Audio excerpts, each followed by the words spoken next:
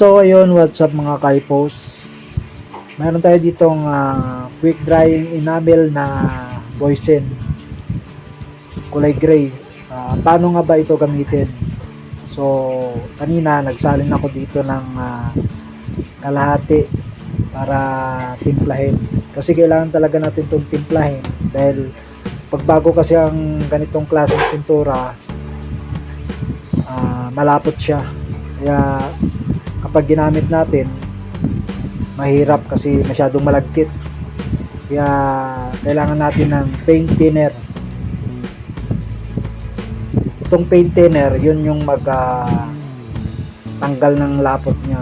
So tsansahin lang natin kung saan natin gagamitin yung quick drying enamel na to. Kung halimbawa gagamitan natin ng roller or brush, syempre kunti lang yung ihalo nating paint thinner.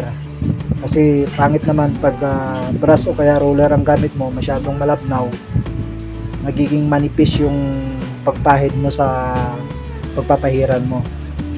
Kung halimbawa i-spray mo naman, gamitan ng spray gun, yun mas maganda, malabnaw siya para hindi magbara doon sa spray gun. Kasi pag masyado siyang malagkit, mahirap ibuga, nahihirapang lumabas yung pintura doon sa pinakabutas ng spray gun. Kaya kailangan talaga malabnaw siya. Huwag naman yung sobrang labnaw.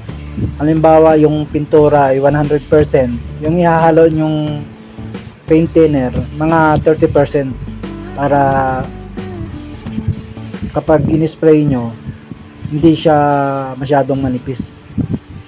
Kapag sa roller or brush naman ang gagamitin nyo, yung pintura mga 100%, yung ihahalo yung paint thinner mga 20%, ganun. Itong quick drying enamel nga pala, pwede nyong gamitin sa mga bakal o kaya sa kahoy. Ang problema lang nito, medyo may katagalan matuyo. Minsan inaabot to ng mahigit isang araw. Kaya kung ganitong pintura yung gagamitin nyo sa bakal o sa kahoy, kailangan nyo talagang mag-antay ng mahabang oras para matuyo. So ayun lang, thank you for watching.